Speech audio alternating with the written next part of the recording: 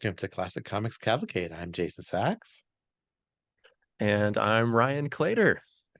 Ryan, welcome. We seems like we get to chat pretty often, especially when you're launching a new Kickstarter Yeah, book. I was it's really true. excited to hear about One Bite at a Time because it's going to encompass work that I have been familiar with for a while and sitting somewhere here in the background of my space here. Yeah, thank you. It's great to be back. I appreciate you having me on, last year for A Hunter's Tale and now again for One Bite at a Time. I'm super excited about this new project. Um, which, I guess if you don't mind, I'd love to tell folks about. Yeah. So, if you're curious about this, you can go to onebiteatatimebook.com, and that'll take you straight to the Kickstarter page for this project, which is a big, beautiful, oversized hardcover art book featuring 20 years of my work in comics, illustration, and design. And I'm really excited about this project for a couple reasons. One, because of the content, and two, because of the specialty formatting that goes along with this book, and I'll try to tackle that in a little bit. But essentially, the content of this, as I mentioned, is featuring a bunch of my work from the past couple decades. But there's this overarching theme of process that runs heavy throughout the book. So practically every single image that's in here, whether it's comics or my neon design or my watch designs or my fancy pancakes or whatever it happens to be, has a healthy amount of process information along with it. So the feature image will typically be on the right-hand side of the page. So the left-hand page will be dedicated to a little bit of didactic information, some contextual words, not too many, because I'm trying to keep it pretty image heavy, but just enough to let you know about what the project was, why it was done, when it was done, what it's made out of, and then a number of different images taking you through the process for how this piece came to be, whether it was, pencils to inks to colors like we're familiar with in comics, or in the case of neon design, how do I work with a client, presenting them with several sketches to begin with, moving forward with one of those chosen sketches and presenting them with several color options. And once they choose that, then you'll see the final fabricated version. Or in the case of watch designs, you'll see all the different types of discs that I'm working with in order to create this movable piece of art. So I really love to see how people do what they do. And I wanted to share that with people too. I sort of see this book as a bit of an extension of Ryan Claytor, the educator. I teach at Michigan State University, teach comics courses if people are not familiar. So I feel like that's kind of part of my DNA. So anyway, that's the content side of the book. And as far as the format side of the book, this is going to be the most ambitious publication project I've designed in my life. So just to go through some of these, in fact, we're working with video too here, so maybe I can share the screen and Yeah. give a little preview of the Kickstarter page, which oopsies, by the time this is airing, this should be live. So you can go to onebiteatatimebook.com and see all of this, and I'll try to narrate this for the audio listeners, but if you're watching, you should see a book on your screen right now. And this hardcover book has a dual cloth bound cover. So if we zoom in here a little bit, you can see that this is textured. So these are two different colors of cloth, this brown and teal. And then it's also dual foil stamped images on the cover and also on the spine and back cover as well. It'll also have copper gilded page edges, built-in ribbon bookmarks, and we haven't even got to the inside of the book yet. So the inside The also has full plush design, too. yeah. Thanks. So yeah, the interiors of the book are going to have a number of different specialty formatting options included. Like this is a page of original artwork that I've done for one of my past books, and this is going to be featured in here, sort of like an artist edition. So very high resolution scan so that you can see the pencil marks underneath the inks, the double strokes that I took, the texture of the page. But once this is printed in the book, it's going to be printed in such a way that it's going to have a few die cut holes in the page itself that are going to line up with a page behind it that is fully scanned, corrected, colored as it was printed in the book. But then when this original artwork with the holes in it line up over top of it, you're going to be able to see a before image in the original artwork or an after image in the final colored piece or a before and after at the same time as you look through these die cut holes in the page and it lines up with the finished artwork behind it. So this is just one of the many specialty formatting options I have included in the book. There's also going to be gatefold pages, vellum overlays, die cut reveals like this, and more. So I feel like I've talked a lot already. I should probably be quiet for a little bit and let you chime in too. No, I get excited about this project though. this is fun though because you're playing with so many different formats and so many different approaches, but also it's like a great way to really think about showcasing your artwork, and a chance for you to really kind of show how you've created things and give people a sense of like what it really means to create a bunch of pages that flow together or see these different images. That must be a lot of fun to really put this together as its own sort of art object. Yeah, yeah, it's been a ton of fun. I've been designing this for the past 5 years or so, and I'm working with a printer who I'm over the moon about.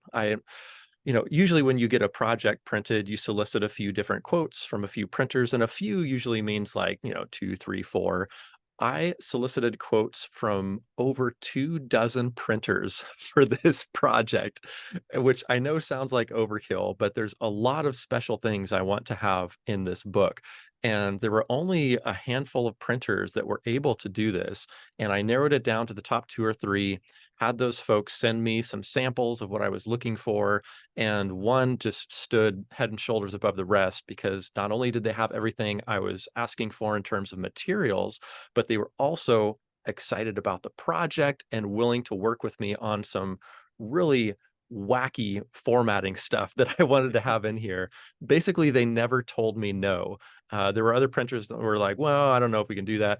This one was like, yes, we can do it. And this is how much it'll cost. And they allowed me to make the decisions about whether or not this is something I want to include in the book or decide, no, that's not cost effective. I'm going to leave that out. And a little secret between you and me, I did not leave anything out. Really, So, you got to literally live your dream here with this y- book then. yeah, yeah, this is I can't believe everything I'm gonna be able to put into this book once this campaign is done. I'm very excited about it, if you couldn't tell. How did it feel going back to seeing this original work? I'm sure there's some of this you haven't looked at in a long time. Big time. Yeah, yeah. This was such a treasure hunt of a publication process, like very unlike anything I've done before. Because usually when I'm working on a new book, it's all new material. This one is really revisiting past work that I've done for many, many years and going back to even like some graduate school day projects. I had an interactive media project. Maybe I can share this screen here with you again. And for, again, audio listeners, I'll do my best to narrate this for you. But essentially, this was done in Macromedia Fireworks, if you remember that program I from way do. back when Macromedia existed. And this is a run cycle of a me character that I illustrated. And so basically, the protagonist here was running through this looping landscape, and you can see this cityscape with the sidewalk and the road, but a lot of different buildings. And outside of these buildings, you would see these various characters who would say a variety of mildly disparaging things about comics, and you could choose whether you wanted to educate them or if you wanted to passively agree.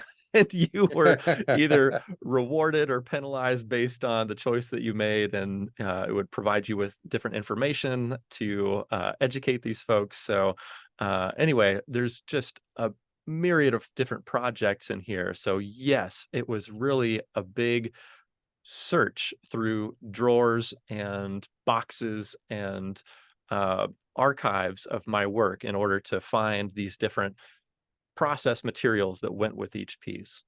Yeah. Well, it's fun, right? And I saw your style really, even on that page, I recognize your specific kind of approach to coloring and your character design. Do you feel like did you feel like you're revisiting old friends in a way, or is there some of the stuff you kind of cringed at too?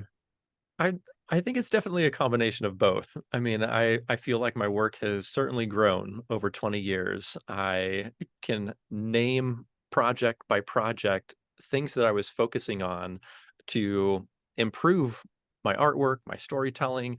You know, when I did autobiographical conversations back in 2013 is when the collection came out. I think it was 8, 9, 10 when the serialized versions were coming out. I was really heavily focused on environment there because if you look in some of my early work, it was much more strip form. And so pretty small, not a lot of room to explore environment. But Autobiographical Conversations was a really weird little book because it was a comic about discussing autobiographical theory as it relates to comics depicted in comic book form. Hmm. And that's not a kind of comic that you typically walk into a comic book store and request, you know? So I felt like I really had to telegraph that this was a different kind of comic book. And so I went around my campus. This was a graduate school project that I did that I'm talking about, autobiographical conversations.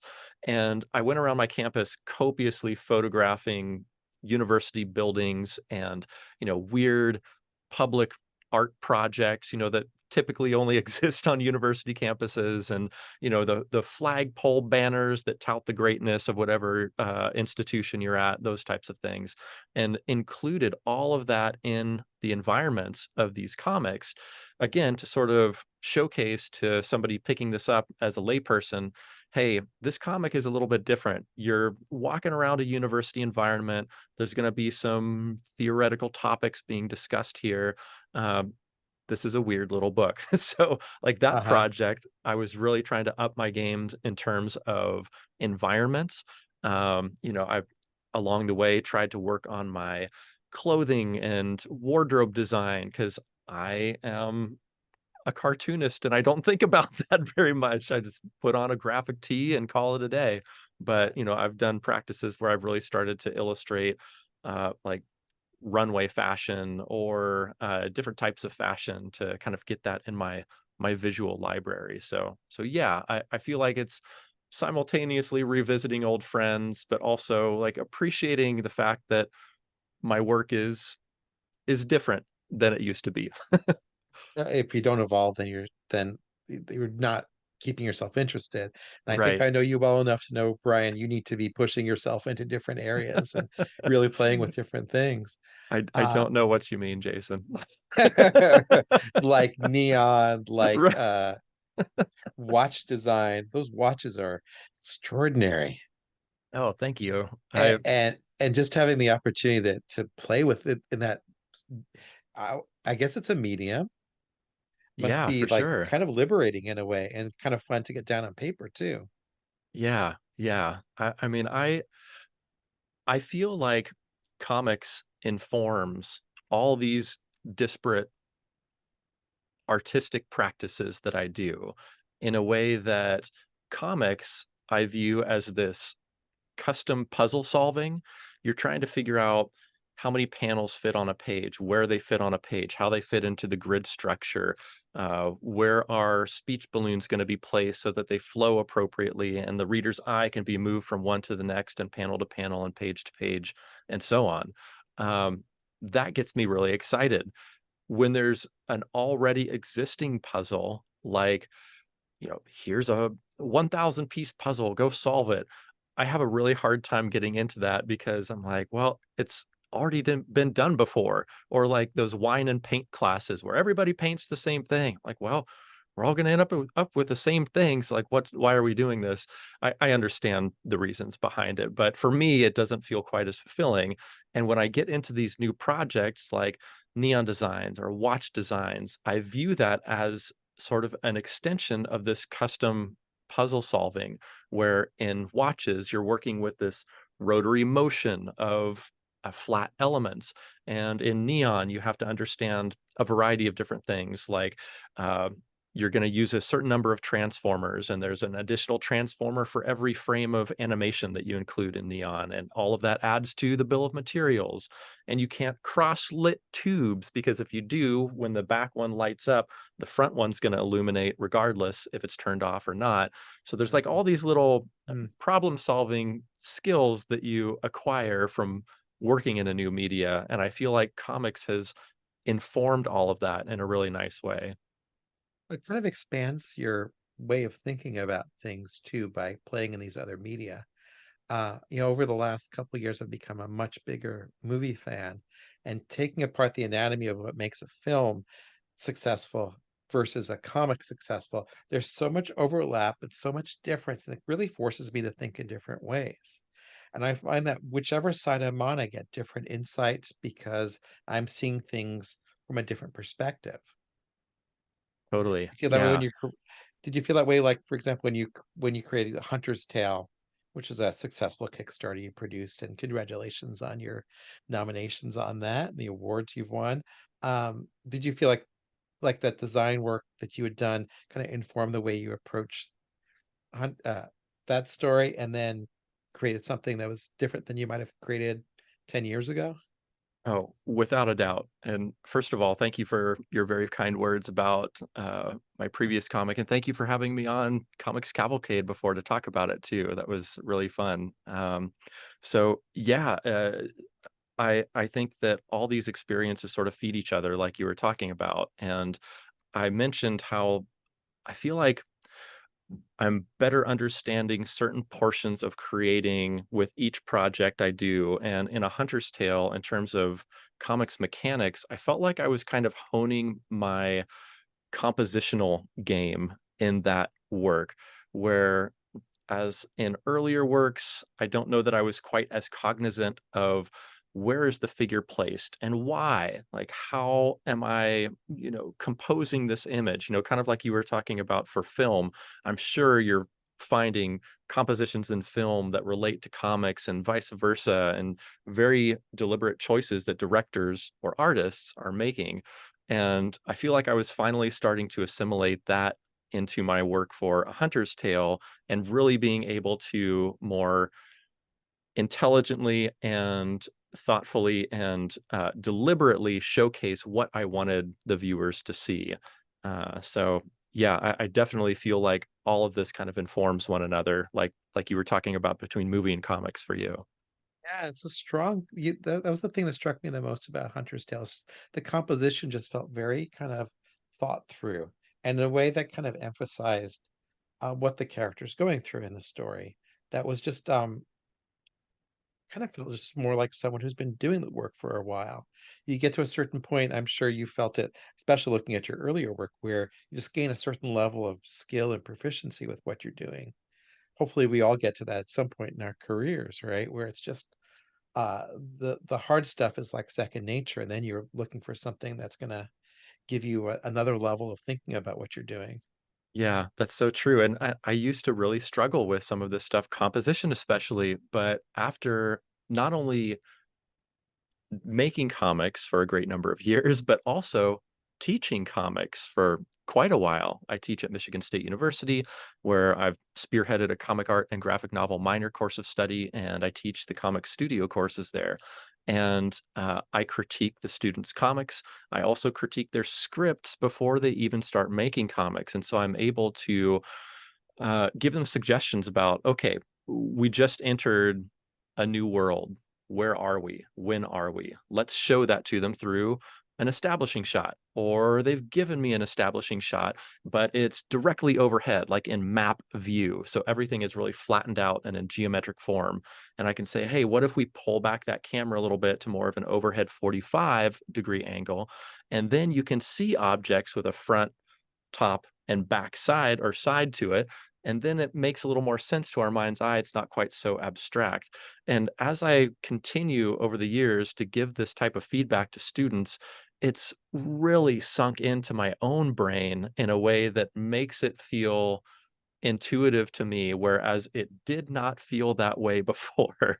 It's really fun getting to this point where it's like there's this newfound confidence in and proficiency in uh, you know, you know, approaching I have a really weird relationship with this word, but approaching this mastery of practice, whatever it is that you do after you've done it for a long time. And I think teaching helps a whole lot because then you have to really synthesize your knowledge in order to impart it to someone else. And then you really learn it. And then you can really exercise it when it comes back out of yourself. So that's been a big help for me too. There's been a bit of a debate in my professional roles in the software management around the use of the word coach. Coach has been a Hmm. it's a traditional role for what I do, agile coach. And there's been a lot more movement towards using that term because you're really kind of helping folks see work from a different perspective and then uh, coaching them on ways they can think about it themselves. You're not telling them to create that establishing shot at a 45-degree angle instead of from 180 degrees above. You're just coaching them to say, hey, what about if you do that? How does that feel to you? How does that transform your story? And similarly, I do that in my project management work, and it can often be quite transformative. It will cause people to really like anyone who's edited has had the same experience, has been edited, I should say, has had this same experience where you work with someone skillful and they say, try saying it this way. And you're like, oh my goodness, this suddenly unlocks all these ideas for me. Yeah, yeah, for sure. And I feel so lucky to be in the position to be able to do this because when I was first starting in comics, there wasn't the proliferation of comics programs that there are now. And I was walking around to conventions, showing people my portfolio, hoping that maybe they'd give me a little bit of information that could help me. And I remember Sergio Aragones taking a look at some of my early work, and he was saying, "Oh, well, we don't have an establishing shot here. If you had that, then I'd understand this about the scene." I'm like, "Oh, of course. How could I have forgotten that?" But, in my early creator mind, it was so clear that, again, it just sort of forgot to include that information. And I see that same relationship now reversed with me and my students, where I can sort of Hmm. help them through noticing some of those overlooked items. I talk to them a lot about as a consumer of media, you can sort of allow it to passively wash over you and gain an understanding of what you're viewing or hearing or reading. And but as a creator, you now have to have this like third eye where you're overlooking the whole situation and making adjustments and what are the subtleties of body language that you're including in the character and how is that going to forward the story or let people gain an understanding of a character in a more subtle way than narration boxing them to death. Sally is a X type of character, Sam is a Y type of character, and so on. Like that's really a far less engaging way to intake media and really encouraging them to develop those critical skills when they're intaking media too, like not just allowing it to wash over them passively, but like think about what sort of choices the directors or artists or writers are making when they're doing it and why, and would Hmm. you do it differently if it were you and how? So anyhow, lots of teaching stuff. I could talk Yeah, about that for no, days. that's interesting. Are there trends you're seeing with students these days? Certain things they're interested in, or approaches they're taking, or influences?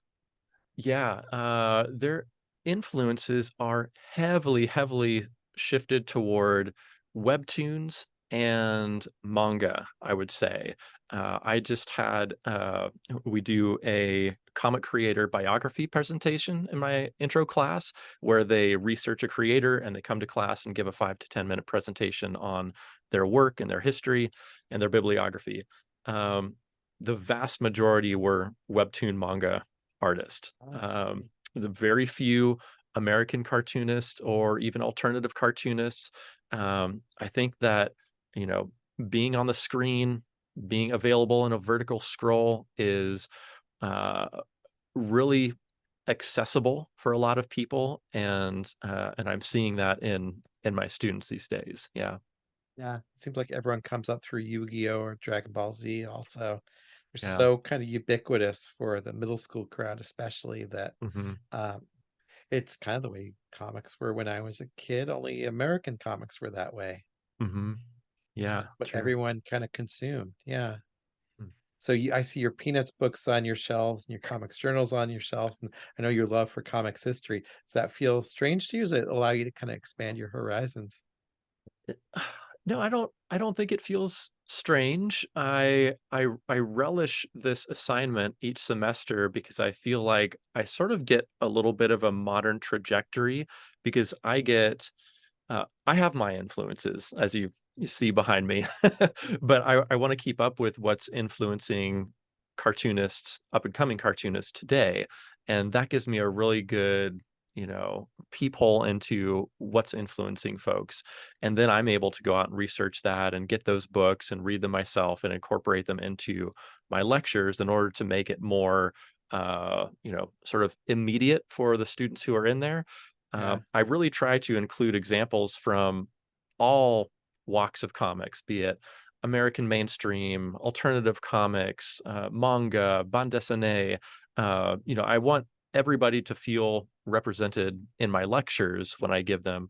And comics are comics. You can talk about comics mechanics, whether you're talking about any of those aforementioned genre. So I really try to pull from many sources.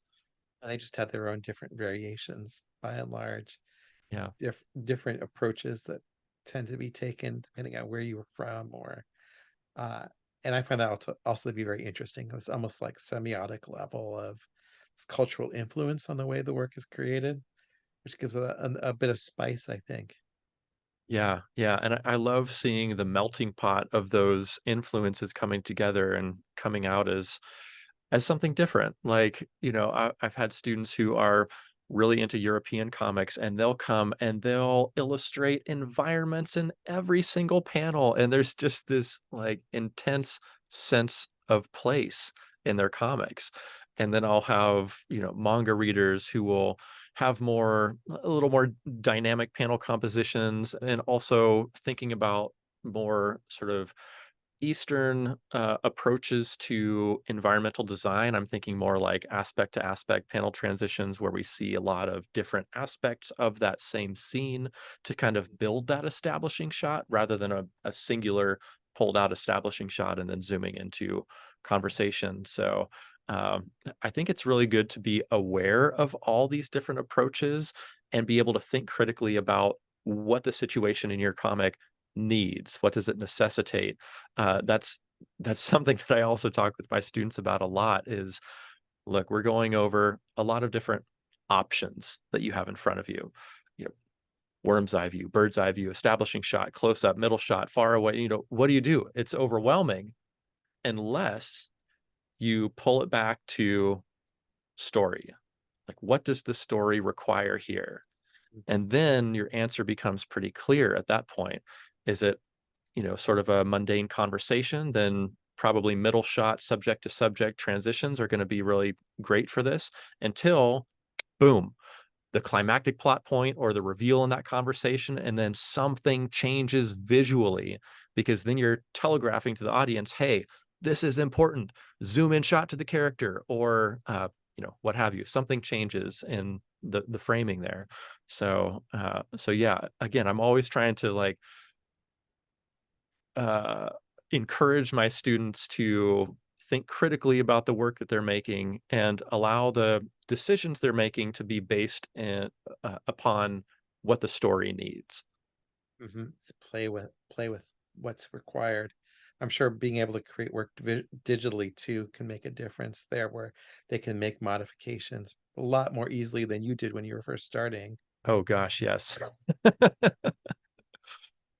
Yeah, Huge world of yeah, difference.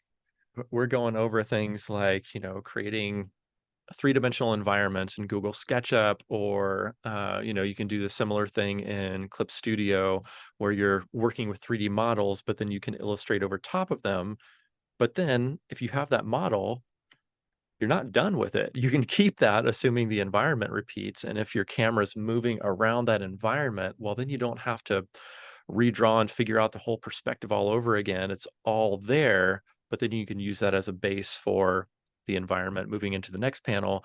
It's just, you know, light years beyond what I was doing when I was starting out 20 years ago. It makes me feel very old to say sentences like that. Yeah, but I mean, that's where your life is now too. Assembling this book really makes you think about 20 years ago, right? Big And time. Yeah. it sounds like it has been a treat for you to go back and look at your old work and kind of celebrate some of the fun you've had over the years. Yeah, yeah, it has been, and it's interesting how each piece has this narrative to it. You know, like I'll have that showcase image, but then there'll be some, some brief didactic words on the verso page or the left-hand page. And so there's a little story that's being spun there. But then if you step back and look at One Bite at a Time, this art book as a whole, it's sort of this like overarching narrative of a career in progress. And I say in progress because this is like I'm not done. Like this is not a retrospective. Yeah, This is you're just not where I'm sick or at currently. something. Yeah. Right. Yeah. Yeah. So you can kind of see this narrative in progress of this larger career. And I think it's kind of interesting to conceptualize the book as these micro and macro elements and how those come together. Yeah, it's got to be fun to put that together. So, the project has launched at the time this video posts. Uh, Anything you want to hype based on it? As extra cool things people can get as supporters? Yeah, yeah. Well, once again, for your visual listeners, why don't I go ahead and share my screen with you again, and I can take you through a couple of things I'm really excited about. And for your audio listeners, I'll try to narrate this too. But essentially, I've got a number of different rewards starting off at the book itself. When this book comes out, it's going to retail at $59.95, so $60 for the book with a ton of bells and whistles. And I think that's a super reasonable price. But if you hop in on the Kickstarter right now, I'm going to give you 17% off the cover price plus free shipping. So 50 bucks out the door, you get a book delivered straight to your door. This is not an offer that's going to be here after the Kickstarter campaign is over. But I really want to thank people who jump on board the campaign straight away. The next one up, I have a few things thrown in here. The first, I'm like unreasonably excited about, which is this patch. So for those listening, there's a 100% embroidery patch, which means it's sewn all over the place. It's not just in bits and pieces and in chunks, but the entire thing is embroidered. And it's a 20th anniversary logo that I've designed for my self-publishing company, Elephant Eater Comics. And this is the first patch I've ever created. So I've already got this on my backpack and very, very excited to share these with people. So in addition to that patch, I've also created a number of limited edition raised copper foil prints. So again, this is copper and teal, kind of like the cover of the book. They're numbered and signed by me.